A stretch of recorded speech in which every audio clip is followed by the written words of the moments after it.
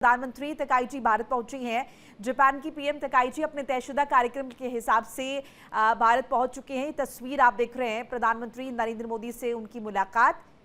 ये सीधी तस्वीरें पीएम मोदी के साथ तकाइची की मुलाकात। और निश्चित तौर पर देखिए भारत जापान के बीच जो ये मुलाकात है, दोनों समकक्ष जब आपस में मुलाकात करेंगे, द्विपक्षीय बैठक होगी, तो पूरी दुनिया की निगाहें जो हैं वो इस पर टिकी रहेंगी। डॉक्टर गुप्ता, एक रिएक्शन आपका इस पर, ये जो द्विपक्षीय बातचीत भारत जापान की, इसमें क्या कुछ उम्मीद करें? जी देखिए, जो तकाइची हैं, जो अबू सांजे जैसा प्रधानमंत्री नहीं है, वो एक बहुत राष्ट्रवादी नेता है। उनका लिबरल सोच नहीं है, उनका वैसा ही सोच है जिससे ट्रंप की सोच अमेरिका के लिए है कि अमेरिका के लिए कुछ भी करेंगे। इसीलिए तल्खियां भी है ट्रंप और तकाइची में। और एक भारत के साथ समझौता भी ज्यादा इमोशनल नहीं, एकदम प्रैक्टिकल लेवल पे करेंगी। बहुत ही नेशनल उन्होंने चाइना को भी धमकी दे दी है कि जो भी, तो एक ऐसा नेता है जिसके बीच से अगर जो भी चीजें बनेंगी वो सॉलिड होंगी, उसमें कोई डाउट नहीं है, क्योंकि ये अपने राष्ट्र का हित रख के करेंगी, कोई इमोशन इसके अंदर नहीं आएगा। और जो प्रधानमंत्री मोदी हैं, ये अपने राष्ट्र को हित में रखेंगे। तो यहाँ पे जो भी मैटर होगा अपने अपने देश को ध्यान में रखते हुए होगा। अब वो सांजे जरा सा बहुत ही क्लोज फ्रेंड थे जो है प्रधान मिनिस्टर मोदी के, और कहीं न कहीं वो भारत को बहुत अलग ढंग से लगाव था उनका, प्यार था उनका। और वाराणसी में कई बार वो आए भी, और उन्होंने बहुत सारी चीजें वहां पे की, टोक्यो सिटी बनाने की जैसा उन्होंने किया। लेकिन यहाँ पे एकदम रोबुस्ट फैसले होंगे, और अमेरिका को एक संदेश जाएगा कि अमेरिका से इस समय ऑस्ट्रेलिया, जापान, जहां जहां सत्ता बदली है, जो कि ट्रंप चाहते थे इन ना बने प्रधानमंत्री, लेकिन वो लोग बने हैं, मतलब उनके विचारों से हट के बने हैं। तो यहाँ पे कुछ समझौता होता है, उसका पर अमेरिका की भी निगाह रहेगी। जी बिल्कुल। कर्नल सिरोही, कितना महत्वपूर्ण साझेदार जापान भारत के लिए? देखिए मोनिका जी, जापान जो है भारत के लिए बहुत साझेदार है, बहुत जो है दोनों की घनिष्ठ दोस्ती है। और आप कितने सालों से देखें तो जापान का इन्वेस्टमेंट भी जो है भारत के अंदर बहुत हुआ है। अभी जो है मोदी जी कभी जब जाते हैं उनका भव्य स्वागत किया जाता है, इन्वेस्टमेंट की बहुत होती है। और अब जो खास तौर पर जो ये विजिट है, इसको अगर हम उसके ट्रेड के हिसाब से ना देखें, अगर हम स्ट्रेटेजिक लेवल पे, जियोपॉलिटिकल लेवल पे इसको समझें, तो इसमें सबसे जरूरी चीज ये है कि देखिए क्वाड जो है एक बहुत ही जरूरी एक तरह की जो है ऑर्गेनाइजेशन बनाई थी, जिसमें जापान, ऑस्ट्रेलिया, इंडिया और अमेरिका थे। लेकिन डोनाल्ड ट्रंप साहब जब से दूसरी उस दफे में आए हैं, तब से उन्होंने क्वाड को जो है ठंडे बस्ते में डाल दिया। और खास तौर पर जब से जो है जो इंडिया है, जो उसकी प्रेसिडेंशिप मिली है, वो इंडिया को मिली हुई है।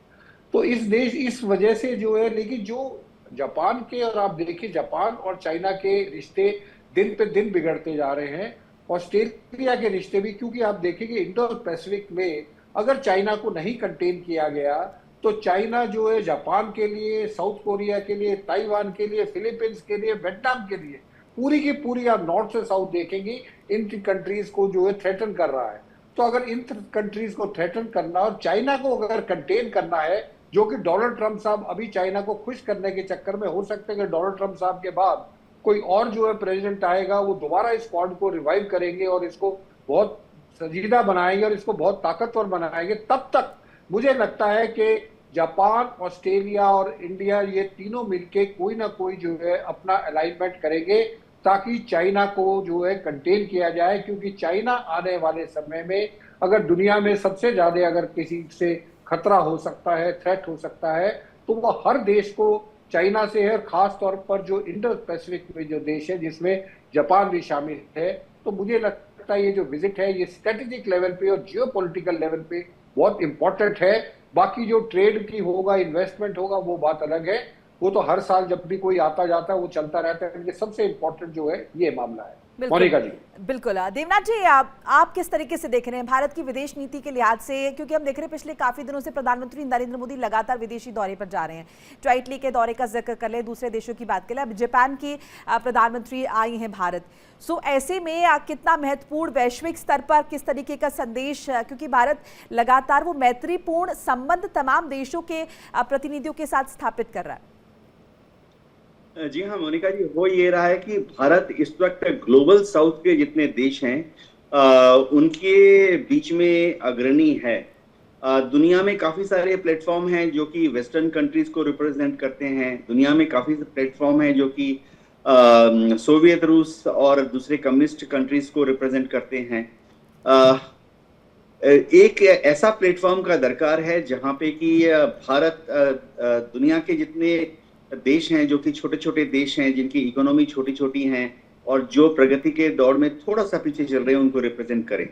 तो जब जापान भारत के साथ डील करता है तो जापान के मस्तिष्क में, जापानीज जो कूटनीतिक राजनीतिक हैं उनके दिमाग में भी यही रहता है कि किस तरह से भारत में अपने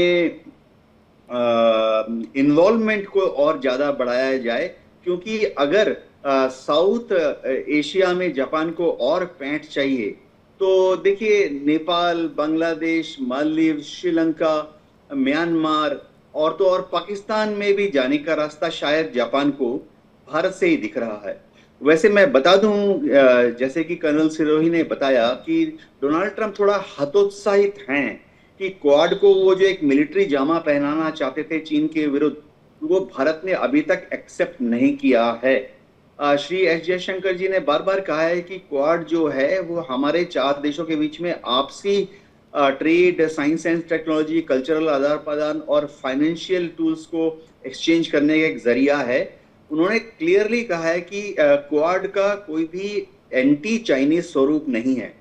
लेकिन मार्को रूबियो जब पिछले महीने आए थे भारत में तो उन्होंने बहुत क्लियरली और कुछ कहें तो थोड़ा चतुराई से ही एक एंटी चाइना एंगल खोल दिया है।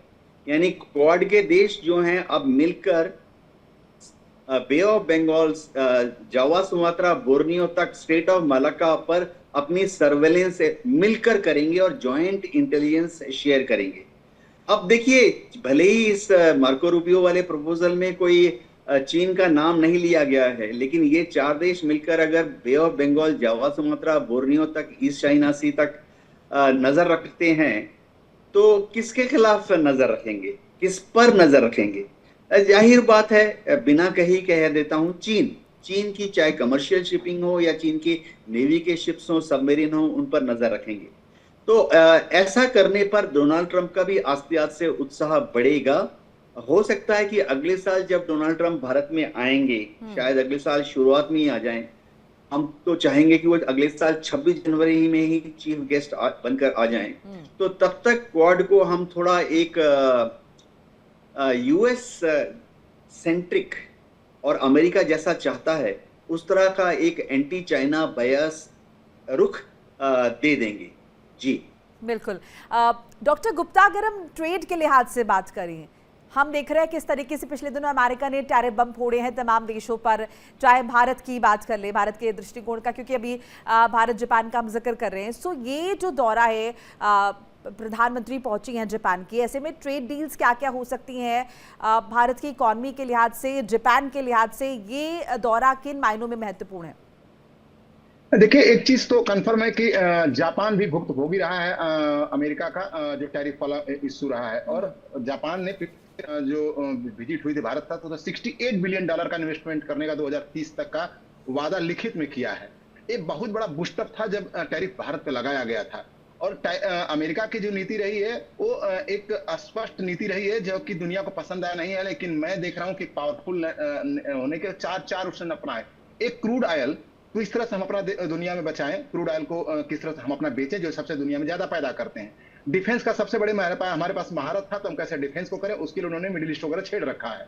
तीसरा था कि टैरिफ चूंकि WTO के हिसाब से दुनिया में हर जगह लगाया जाता है, हर देश लगाता है, भारत भी लगाता है, जापान भी लगाता है, तो अमेरिका नहीं लगाता था। अमेरिका ने बोला कि नहीं, अब मैं ज्यादा उदारवादी नहीं बनूंगा, मैं भी लगाऊंगा। लगा के वो पिछले 3 साल से लगभग 300 बिलियन डॉलर पर ईयर कमा भी रहा है। चौथा था उसने टेक्नोलॉजी।